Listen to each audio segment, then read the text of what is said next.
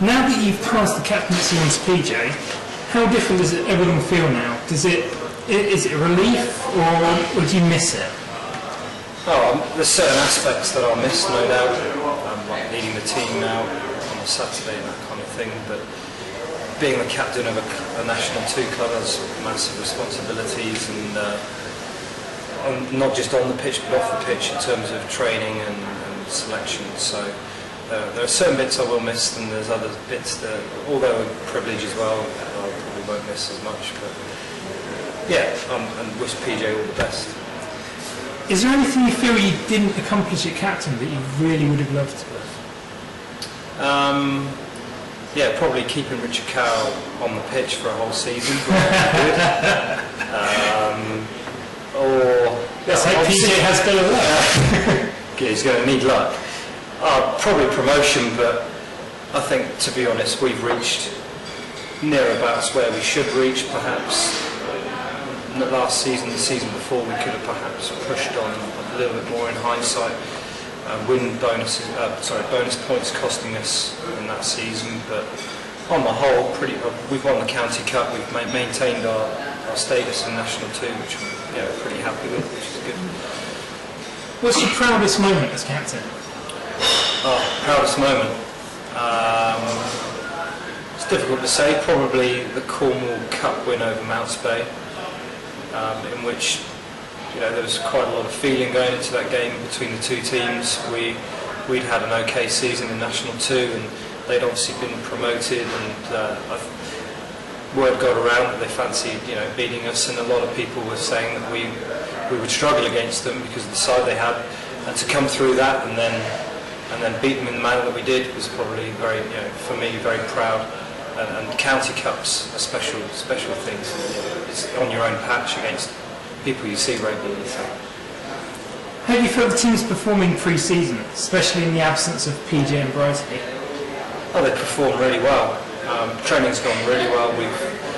Adrian Edwards come in and done some fitness work with us. We're really fit and sharp. In the two games, we've played two good teams, very good teams, probably. Obviously a lot better than National 2 teams, which can be sometimes a bit of a test and good for us so that we can experience higher level opposition. And yeah, I think it's gone pretty well on the whole. If we were to be a little bit critical, perhaps we could have done a little bit more ball and attacked a bit more in the two games, but on the whole pretty happy. As for PJ and Brighty, well, yeah, we've missed them. I bet they've missed us. Doubtless. And bearing in mind the weather's been absolutely rubbish, so they're probably loving it now. What specifically do you think you've learned from those two losses to Pirates and Bath United? Probably the ball's precious. When you get it, you've got to keep it. We've had limited possession in both games, so when we do get the ball, we've got to really work to keep it. And the pace and the power, at that level. In both games we're playing against full-time professionals, so there's obviously a difference in physicality there, and we've learned that we need to go hard out every game and give it absolutely everything, or we're going to come off second best. And we're under no illusions that if we do that, we'll have a good season. But like I said, it was nice to play them. It's good to play full-time pros, and we gave a good account of ourselves. So. What's your personal goal for the season? My personal goal? Well, to play as many games as I can would be the first one. I'm not young anymore, my body's just about holding up, so as many games as I can, and for us and for the club to do well, that's ultimately why I play rugby. Yes, I enjoy it, and I have personal goals and targets, if you like, but ultimately it's for the club and I want the club to do well. So if we could finish in the top 5 or maybe even higher, that would be great. But yeah, for me personally, stay fit and play as many games as I can. You're one of a number of players in the team that balances rugby with having a full-time job and a young family as well. How do you manage it? Well, I've got a patient wife, that's the first thing. Sometimes I struggle, I've got to be honest, and with the captaincy last year it was hard work as well. That's an added piece of work, if you like. But when I come to rugby, it's rugby. I put my boots on and I enjoy it. I enjoy every second of it, and I have done ever since I've been at the club. And when I leave the club, I go home to my family who don't see me very often. So I have a good scruff with my boys, and they miss me a lot. My wife misses me, but it's not forever. And when my career's over, I'll have plenty of time with my family, and my wife will be glad to see me. She's probably got a list of about 100 more things that I need to do. But I'll enjoy after my career, and with my job as well. I'm a PE teacher, so I teach rugby. So it's my passion, and I enjoy it. So I'm lucky. I've got a very good job. I play for a very good rugby team, and I've got an awesome family. So I'm very lucky in that respect. What do you feel the highlight of your career has been? The highlight of my career? Individually, I would have to say promotion with Redruth.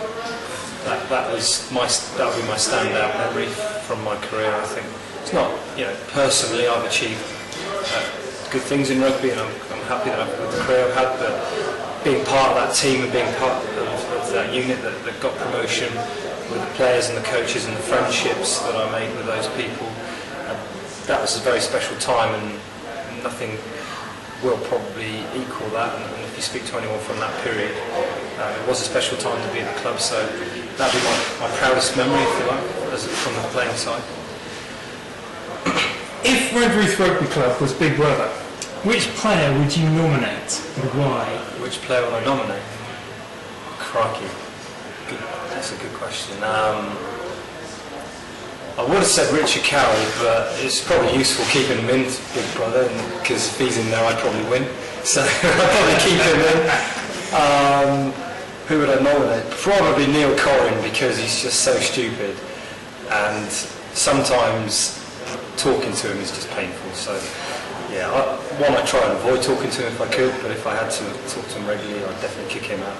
So yeah, Neil Corrin, gone. Fair enough. And which fixtures are you looking forward to most this season? There are lots of fixtures I'm looking forward to. It'd be good to play the Cornish All Blacks again. They've come down and will be in our league, so that'll be good local derbies. There's always a good crowd and a good bit of passion in those games. And Mounts Bay as well. That'll be really interesting to see how we go against them. So I'm looking forward to those games.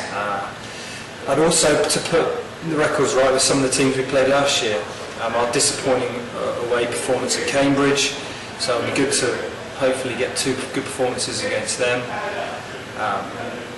And our usual kind of bogey teams, Wharfdale away. It'd be nice to go up to Wharfdale and win eventually. I've been there a lot of times and never won.